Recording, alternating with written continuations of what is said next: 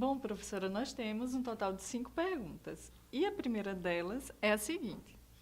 Professora, a senhora disse que vários países estão adotando os Objetivos do Desenvolvimento Sustentável da ONU, pelo longo histórico que apresentou do Brasil. Espera-se que o Brasil adote esses objetivos também? Mas tivemos esse ano a negativa do governo em sediar uma conferência mundial sobre o tema. E isso não teria um afastamento do Brasil desses objetivos da ONU voltados para o desenvolvimento sustentável? Olhe, pergunta muito boa, né? Essa primeira pergunta. Veja bem, realmente nós tivemos o cancelamento de uma conferência sobre meio ambiente, né? Que é a Conferência da ONU, né? Conhecida como um COP, né? COP, que seria a COP25. Ela ocorreria no final, né, do segundo semestre desse ano, não vai ocorrer mais. A alegação, né, para que o evento não ocorresse foi a alegação de restrição orçamentária, né? Nós não temos mais dinheiro para realizarmos o evento. É um evento milionário, nós não temos esse dinheiro, o país está em crise, não vamos gastar com isso. Bom, eu vou fazer uma contextualização, tá? Para ficar mais clara a resposta, tá? E mais do que dar uma resposta pontual, né, eu penso que a contextualização ela é necessária para dar mais elementos também para que vocês, né, vocês mesmos elaborem suas respostas, certo? Agora, eu penso que seria maravilhoso se o Brasil sediasse a COP25, né, essa Conferência do Clima da ONU, porque seria mais um demonstrativo do papel de liderança, né, internacional que o Brasil já vinha ocupando nas discussões sobre o tema. Acho uma pena, né, não ocorrer, sobretudo pela alegação que foi apresentada, porque ela absolutamente, né, ela é problemática, né? Eu diria até que ela não encontra sustentação. Por quê? Porque já havia uma reserva de recursos para o evento. Recursos que são provenientes de um fundo específico para o evento, que é o chamado Fundo Clima, que é um fundo ligado ao Ministério do Meio Ambiente, né? O orçamento do Fundo Clima já havia sido aprovado em meados de 2018, né? Em meados mesmo, né? Não vou lembrar agora a data específica, mas foi entre junho e julho, né, que o Fundo Clima teve o seu orçamento aprovado. E aí é uma pena, né, porque havia, né, propósitos específicos para o Brasil voltados para a economia de baixo carbono, por exemplo, principalmente nos setores agrícola, né, e de energia, e que seriam, né, esses objetivos seriam discutidos nessa conferência, né, o trabalho seria aprofundado nesse sentido. Só que é o seguinte, né, essa decisão de não realizar o evento, ela é uma pena, né, mas ela é também compreensível, não é? Quando nós olhamos de onde ela partiu. Não é? Não foi uma decisão desse ano, né? Ela não foi cancelada esse ano, né? Ela foi cancelada no final do ano passado. Ela foi cancelada pela equipe de transição, né, do novo governo eleito, né, para o quadriênio 2019-2022, que, né, a equipe, né, e o seu representante, eles são claramente opostos aos objetivos do desenvolvimento sustentável. Eles são opostos e nunca esconderam isso, né? Eu acredito que eu não preciso nem dar muitos exemplos sobre isso, basta que não nos esqueçamos, né? Basta que lembremos, porque não deu tempo de esquecer ainda, né? Então, porque é muito recente. Então, basta que não esqueçamos sobre qual foi o destino inicial apontado para o Ministério do Meio Ambiente, né? Logo que o novo governo foi empossado, que foi a indicativa, né? Qual era? O indicativo era o da extinção, né? Agora, diante da crítica muito forte, né, da oposição, mudou-se naquela ocasião, né, o discurso e o encaminhamento e decidiu-se que não, ele não vai ser extinto, mas ele vai apenas, né, mudar de estatuto e ele vai ser incorporado ao Ministério da Agricultura, né? Claro que parte da crítica continuou, porque sabia-se muito bem quais os objetivos de um e de outro ministério, né? Que até em certa medida eram até contrastantes, né?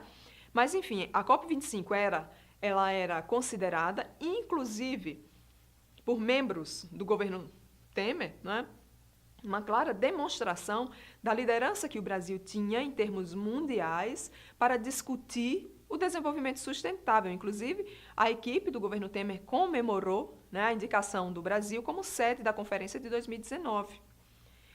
E a conferência, né, visava discutir, né, revisar e discutir os objetivos do Acordo de Paris, voltado para a emissão, né, a emissão de gases tóxicos, né, em termos mundiais.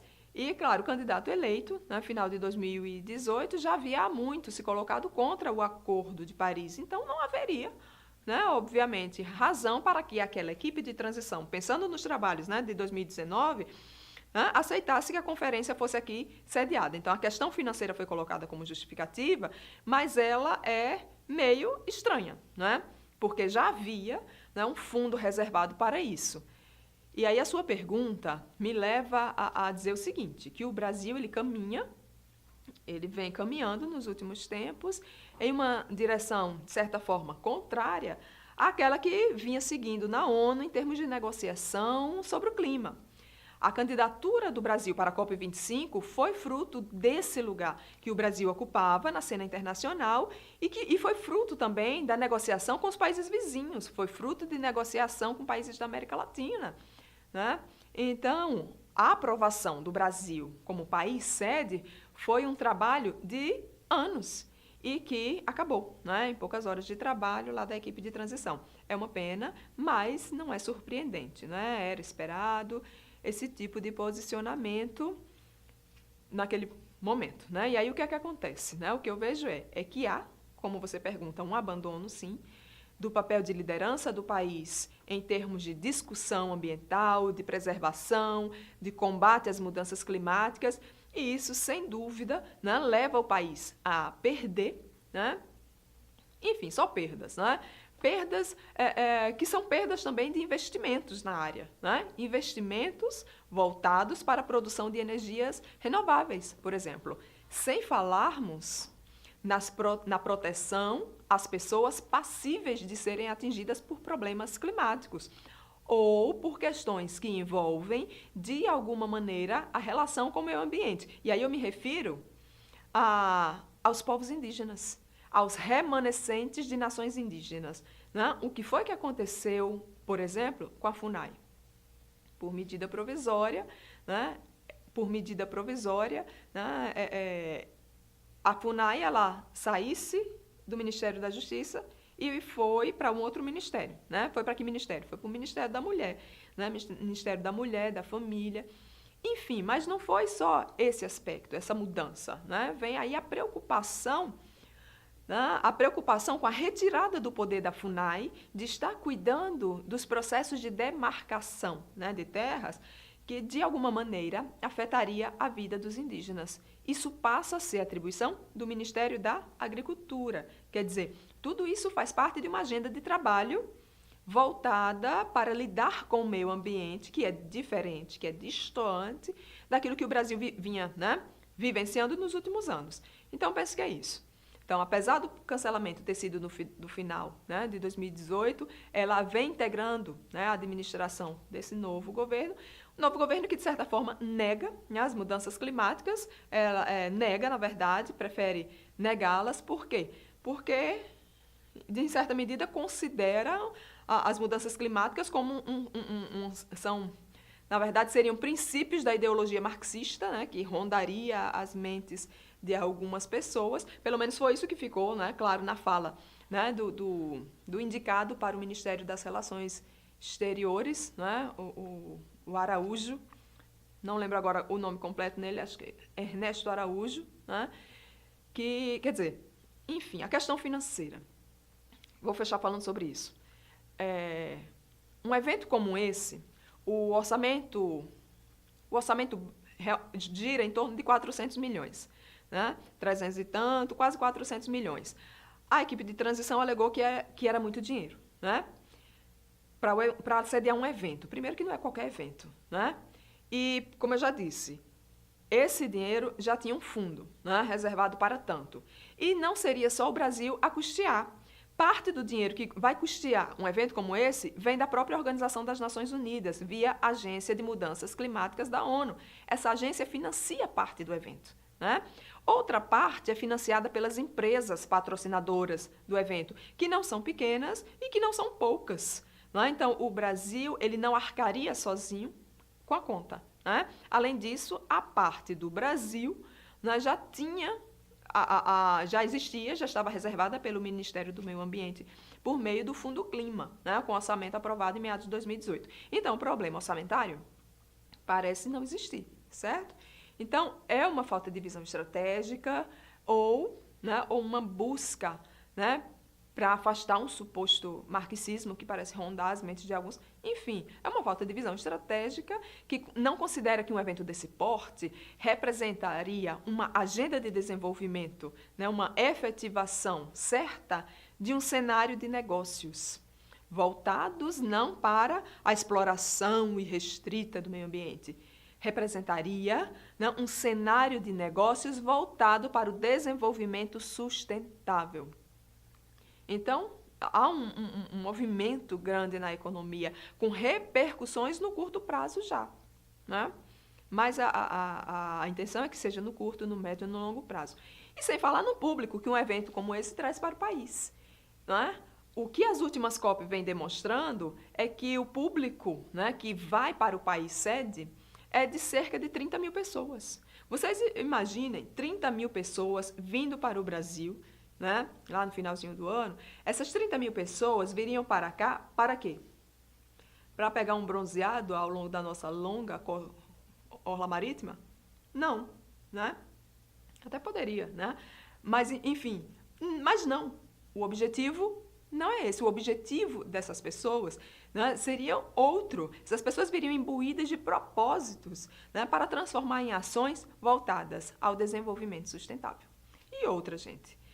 Se fosse um evento que representasse prejuízo financeiro, a Polônia, por exemplo, a Polônia foi o último país a sediar, né, a COP. A Polônia já sediou 3 vezes. Então, a Polônia é um país em desenvolvimento. Então, se fosse, né, prejuízo, ela não estaria lá, né, se candidatando e negociando tanto para sediar esse evento, tá? Mas nós não vamos sediar mais, né? Enfim, aí você me pergunta se esse fato representa um afastamento dos objetivos da ONU. Bom, parece-me que sim, né? Bom, eu acho que eu tomei muito tempo, né? Esqueci que era uma pergunta e comecei a falar. Mas vamos à segunda questão. Fazer diferente na escola é muito difícil. Como escolher o que é melhor em termos de perspectiva de educação ambiental para implementar nos projetos da escola? Diferentes perspectivas foram apresentadas, mas escolher entre elas, às vezes, parece difícil. Requer mudanças, requer fazer diferente, e isso nem sempre é fácil. De fato, fazer diferente não é fácil. Mudar, às vezes, é difícil. Mas, antes de qualquer coisa, é preciso querer, né? Eu penso que, pela pergunta, percebemos que é um querer, né? De mudança, de mudar, de fazer diferente. Isso, às vezes, já é muito, né? Porque demonstra que há aí uma abertura, né, por possibilidades de mudança. Porque se eu quero fazer algo diferente no ambiente de trabalho, eu preciso, antes de qualquer coisa, mudar algo em mim, né? Do contrário, a mudança poderá ser superficial no meu ambiente de trabalho. Mas a pergunta é, o que seria melhor em termos de perspectivas, né, de educação ambiental na escola? Vejam, penso que, primeiro, é preciso que conheçamos nossa cultura escolar, ou seja, o local. É preciso que possamos verificar quais são as necessidades formativas daquela comunidade para verificarmos que caminhos seriam os mais adequados para se responder aos problemas da comunidade. E aí, nesse sentido, eu sou tentada a dizer que uma perspectiva conservadora da educação ambiental, ela é limitante das ações, né, dos sujeitos na escola. Porque ela não trabalha em prol da autonomia dos sujeitos. Porque, veja, você pautar a educação ambiental pela pura transmissão de informações, de muito pouco vale. Não é? Podemos estudar a educação ambiental, discutir na reunião pedagógica, para que todos os professores se apropriem do conhecimento, mas a implementação, né, de fato, de um projeto de educação ambiental envolve a participação dos alunos, da comunidade, né, tendo o projeto que ir além das informações. Ele precisa ter intervenção. Lembrem lá das sugestões do PAP, pessoas que aprendem participando. Então, é preciso que haja participação. E participação envolve trabalho reflexivo, diálogo, problematização, busca de soluções para os problemas que foram identificados. Então, o primeiro passo seria conhecer o lugar. Segundo, se apropriar de conhecimentos. Terceiro, fazer um projeto que tenha identidade com a comunidade escolar. Requer primeiro, portanto, querer mudar, e estudos. Porque se você não tiver o conhecimento, boa vontade não vai sustentar o projeto. A terceira pergunta, professora, é a seguinte. Professora, a senhora comentou sobre as políticas sobre a educação ambiental. Apresentou muitos documentos, inclusive os parâmetros curriculares nacionais, que são da década de 1990. Inclusive, tenho dúvidas se eles continuam atuais por isso, porque tivemos recentemente a publicação da BNCC. Essa base, ela não substituiria os PCN? E perguntando sobre a base, porque senti falta da base na sua fala. Poderia comentar sobre isso? Certo. Na verdade, um misto, de pergunta e comentário. Veja só, os parâmetros curriculares nacionais, eles são um documento diferente da base. Eles vêm como uma indicação de trabalho para o professor, mas ele não é currículo, ele não é uma orientação curricular. A BNCC também não é currículo, mas ela tem um caráter normativo, que adentra as escolas. Nós teremos uma sessão formativa específica, sobre a base. Mas, enfim, como um documento normativo, ele vem como um orientador do currículo das escolas de educação básica. E, por conta disso, as escolas têm que, de alguma maneira, fazer com que o seu currículo dialogue com a base. Os parâmetros não. Eles têm uma força institucional, eu diria, menor, porque eles vêm claramente colocados como sugestão ou sugestões de trabalho, para que as escolas elas se renovem. Vejam, os parâmetros são da década de 1990, pós, imediatamente, a LDB de 96. Como é que nós vivíamos em termos educacionais no período? Nós vivíamos, em termos educacionais, sob a legislação do regime militar. Certo? Então, Lei 5692 de 71. Certo? Então, lá em 1994, 95, até 96, algumas escolas estaduais tinham no seu ensino médio, na época, segundo grau, ainda organizados com base na profissionalização compulsória. Então, cursos de técnico de administração de empresas, técnico de contabilidade, ainda em 1994, 95, 96. Então, vem em 96 a LDB, 97, 98, os parâmetros curriculares nacionais. Então, eles vêm porque a LDB sozinha talvez não tivesse a força suficiente para promover, pelo menos a discussão sobre as mudanças. Então, os PCN, eles vêm num momento muito inicial para sugerir aos professores a discussão sobre possibilidades de mudança nas suas escolas.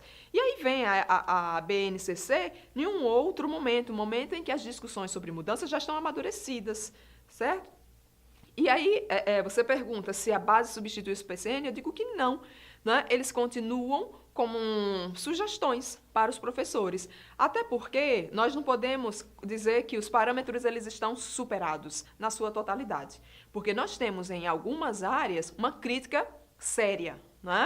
Mas essa crítica, que chega a reprovar o documento como possibilidade de mudança teórica e metodológica para o ensino básico, não existe em todas as áreas. Então, tem áreas em que os PCN, ainda hoje, se você pegar hoje, 2019, e fizer a leitura dos parâmetros de algumas áreas, você diz, isso aqui é teoria, isso aqui é metodologia da área específica e está sendo sugerida para o trabalho na educação básica de forma muito contextualizada.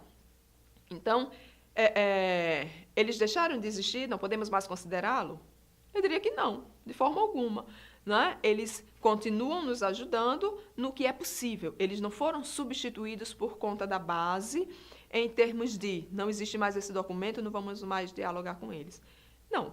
Agora, o que nos indica hoje, como um documento orientador do currículo, seria a base. E o que é que a base trata do tema? Educação ambiental. Vejam, a base, em relação a alguns temas, ela vai, de certa maneira, tocar. certo? De forma pontual. Até porque ela não poderia de todo desconsiderar, porque nós temos uma vasta legislação no país em termos de diretrizes curriculares nacionais para a diversidade, certo? E educação ambiental, nós vamos encontrar algo na BNCC? Vamos. Vamos encontrar algumas passagens, sobretudo no que lá na base é chamado de sustentabilidade socioambiental, certo? Então, vamos encontrar em algumas passagens isso aí, de forma muito sutil, né? Agora, tem algo que é bom e a gente precisa se apegar a essas, né, aberturas que o documento dá, é o seguinte: lá nas competências gerais da base, porque a base ela tem competências gerais, depois ela tem competências específicas de área e ela tem habilidades. Não vou aqui falar de habilidades, nem de competências específicas, vou me referir só às competências gerais. Nas competências gerais, que eu particularmente gosto daquelas competências gerais, não vou falar do resto aqui, né? Nas competências gerais, né, aparece, ainda que de forma pontual, o registro, né, para o desenvolvimento da consciência socioambiental, né, desenvolvimento da consciência socioambiental. Isso está como uma competência geral. Então, isso nos dá margem para trabalhar de modo geral na escola, certo? Então, dentro dessas competências gerais, né, repito, estou me referindo às competências gerais, porque as específicas e as habilidades. Eu estou falando apenas das 10 competências gerais. Dentro das competências gerais, há uma indicação para trabalharmos em prol do desenvolvimento da consciência socioambiental e o desenvolvimento sustentável, certo? Então, desenvolvimento da consciência socioambiental e a consciência do consumo responsável também. Então, na base, há uma diminuição do registro, né, em termos de educação ambiental, no que diz respeito a conteúdos, mas ela não está fora, certo? E algo que eu digo, né, que é bom e que nós precisamos considerar como uma brecha e segurarmos essa brecha para alimentarmos o nosso trabalho, é uma referência que eu acredito que está na introdução, certo? Não vou lembrar agora se está na introdução, mas é uma referência que se faz à legislação, certo?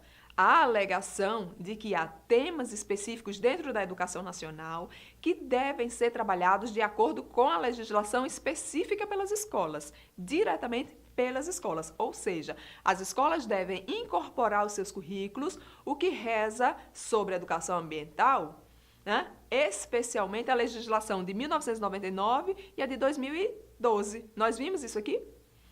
Construção da Política Nacional da Educação Ambiental de 99, e nós vimos aqui, de 2012, o quê? A publicação das Diretrizes Curriculares Nacionais para a Educação Ambiental. Então, né, há um certo desaparecimento em termos de conteúdo, né, ao longo de todas as disciplinas, mas há indicação de que a escola, ao definir o seu currículo, considere as diretrizes específicas, e as diretrizes da educação ambiental, né, estão lá sinalizadas, indicadas, tanto a Política Nacional de 99 quanto as DCN de 2012. Portanto, Base Nacional Curricular não é currículo. O currículo é aquilo que nós vamos fazer na escola, certo? E o que nós vamos fazer na escola precisa levar em consideração as normas, a política, né, a política legal acerca dos temas, certo? Então, a base, ela não é currículo e ela não vem, assim como ela não apagou, né? Não acabou. Com os PCN, ela também, a base também não acaba com as diretrizes curriculares. Agora, lembrando, como eu disse aqui, não basta ter uma legislação, tem que ter prática docente efetiva na escola. Porque a legislação pela legislação não vai servir de nada. Porque a gente não vai abrir a porta e vem a Política Nacional da Educação Ambiental, né? Ou abre a porta e venham diretrizes curriculares nacionais. Vamos tomar um cafezinho e faça o serviço por mim. Não. A legislação, ela existe para nos respaldar. Cabe a nós, né, darmos corpo a ela por meio dos nossos projetos. Se não é disciplina, é conteúdo que vai ser trabalhado ao longo das disciplinas, então precisa ser trabalhado com base em um projeto, certo? A penúltima pergunta, professora, é a seguinte: no desenvolvimento de ações voltadas para a educação ambiental, de forma muito objetiva, qual seria o papel do gestor?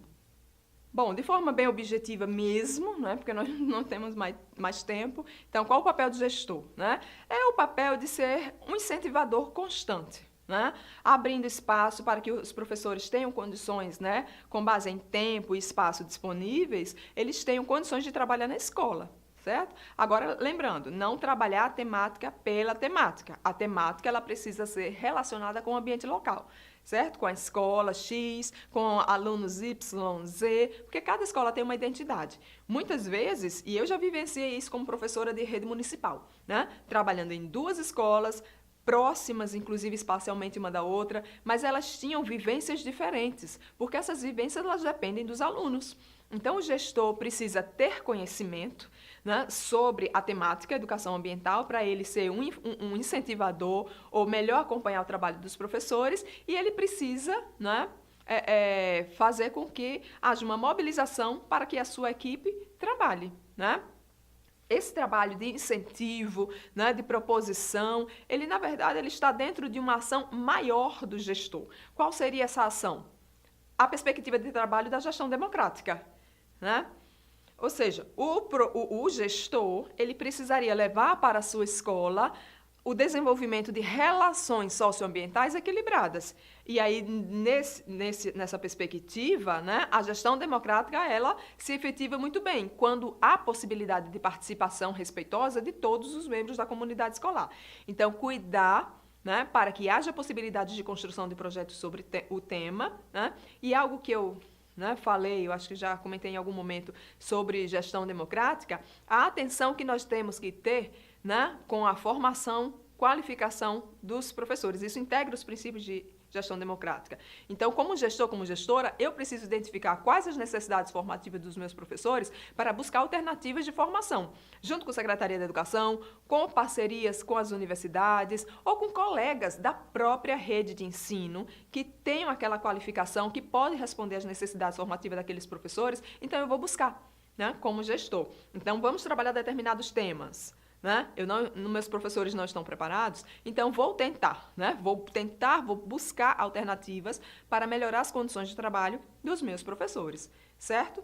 Isso para quê? Para que haja socialização, né, de melhores informações e melhores condições de trabalho de modo geral. Claro que a gestão vai fazer isso e nem sempre vai conseguir, porque as dificuldades das nossas redes são muitas, né? E pode ser até que aumentem aí nos próximos tempos, mas enfim, pode ser que o gestor ele tente, ele busque, porque o gestor também tem que dar conta de muita coisa, né? Mas ele tentou e não conseguiu, né? E se porventura ele não conseguiu, ele mostre isso para a sua equipe, para que a sua equipe saiba, perceba que há um empenho do gestor na busca de melhorias, na busca de alternativas para a melhoria do trabalho de todos. Isso faz com que, né, haja, de fato, uma congregação, né, dos profissionais daquela escola em prol da melhoria da qualidade do trabalho de todos. Então, é de ser um incentivador e, para isso, ele precisa ter conhecimento, né, para mediar melhor a produção de conhecimento sobre o tema. Bom, professora, a última pergunta é a seguinte. Professora, a senhora falou que ações pontuais não são indicadas para trabalhar com determinadas temáticas ou perspectivas da educação ambiental, como o Dia da Água, da Árvore. Nesse sentido, as ações pontuais, elas devem ser consideradas? Olhe, eu vejo o seguinte, que não. Certo? Eu acho que nós não devemos abrir mão das ações pontuais da escola, porque eu acho que nós iríamos para a estaca zero, né? Eu disse que as ações pontuais elas não são o ideal, mas podemos considerar que a escola tem um ponto de partida na escola, né? Eu acho que por isso que nós não devemos acabar com as ações pontuais. Penso que o que nós devemos é repensá-las, repensar as ações pontuais como ponto de partida para outras, para as novas, né? Muito se discute em algumas experiências escolares, até então pontuais assim, né? Mas questões pontuais relativas, por exemplo, vou falar de algo que é muito constante, né, em algumas escolas, nessa linha de pensamento da educação ambiental, que é a problemática da reciclagem. Então, vamos trabalhar reciclagem na nossa escola. Olha que maravilha, né? Então, o dia da reciclagem. Traga suas sacolas de plástico, né, suas garrafas PET, vamos juntar materiais para levarmos lá na entidade, né, que trata da reciclagem. Enfim, né, fazemos até um trabalho legal na escola, né? Mas falta profundidade, né? A profundidade do trabalho, né, que vai resultar na construção de conhecimentos, né, do desenvolvimento de valores, né, e da melhoria de qualidade de vida para todos, requer constância. Por isso que os projetos de educação ambiental, eles precisam de permanência, de constância, tem que ser processual e não pontual, né? Então, se eu vou discutir reciclagem com o meu aluno, eu não tenho que discutir só quais os materiais que podem, quais que não podem ser reciclados. Não, eu tenho que problematizar, levar meu aluno a refletir, por exemplo, sobre consumo, sobre a sociedade consumista, sobre os hábitos de consumo que ele tem, que a família dele tem, que a escola tem. Eu preciso refletir sobre de onde vem aquele material, aqueles materiais que estão sendo utilizados para reciclagem. Nós precisamos discutir sobre as possibilidades de substituição de materiais e não só pegar os materiais, né, como restos de coisas que de alguma forma vão ser reciclados para quê? Para virar outras coisas, ou seja, a transformação de coisas velhas em coisas novas. Não, reciclagem não se resume a isso. Precisamos discutir, revisar os usos, pensar e amadurecer a postura em relação ao consumo, a substituição de materiais, para pensar na destinação dos resíduos sólidos, enfim, né? A questão é mais profunda. Não podemos ficar na superfície. Então, é reciclagem o dia?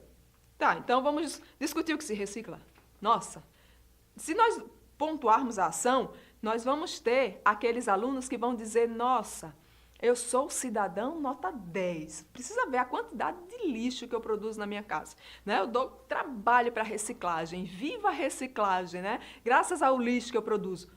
Não, quando na verdade não. Eu preciso levá-lo a um processo de repensar hábitos de consumo, vendo as possibilidades de mudança, né, de substituição de materiais e outros elementos mais, que eu não vou citar aqui por conta da questão do tempo, né? Mas respondendo, né, objetivamente, não é um caminho mais adequado extirparmos as ações pontuais. Elas não são o melhor? Não são. Mas não vamos acabar com elas, vamos tomá-las como pontos de partida para outras ações, né, em termos de projetos, em termos de constância e permanência na escola. Penso que nós apresentamos aqui hoje na sessão formativa algumas possibilidades, né, de projetos concretos, de projetos reais, né, e deixamos como sugestões para vocês. Penso que daí, né, com o conhecimento do tema, o domínio sobre o histórico, conhecendo as políticas que tratam sobre o tema e conhecendo, né, algumas possibilidades de trabalho, propostas de trabalho sobre o tema, isso já alimenta possibilidades de mudança na escola, certo? Sem isso, penso que nossas ações em termos de educação ambiental na escola, elas ficarão no nível da superficialidade, certo? Então, eu preciso de conhecimento para alimentar projetos de educação ambiental consistentes na escola e tomarmos essas ações pontuais como ponto de partida, tá? Bom, eu encerro aqui, Luana, juro que não falo mais nada. E agradeço a vocês a participação nessa nossa segunda sessão formativa. Digo que, mais uma vez, é um prazer, tá? E agradeço a participação de todos vocês mais uma vez. Até a próxima. Bom, chegamos ao fim de mais uma sessão formativa e esperamos que, né, esse processo tenha sido bastante proveitoso para vocês. Gostaria de lembrá-los de uma coisa extremamente importante sobre o nosso próximo encontro presencial. Ele será no dia 18 de maio e ocorrerá de 8 às 12 horas, tá certo? A gente vai se encontrar no auditório F da Escola de Ciência e Tecnologia. Contamos com a participação de todos vocês. Em nossa próxima sessão formativa, a professora Crislane, ela vai trabalhar o tema Educação Inclusiva, abordando os conceitos, a importância e a legislação acerca desse tema. Enfim, por enquanto é isso. A gente espera contar com a presença de todos vocês no encontro presencial e durante a nossa próxima sessão formativa. E lembrando que, em caso de quaisquer dúvidas, entre em contato com a gente, ou pelo e-mail, ou pela plataforma informativa, ou então através do nosso canal do YouTube. Até mais, gente.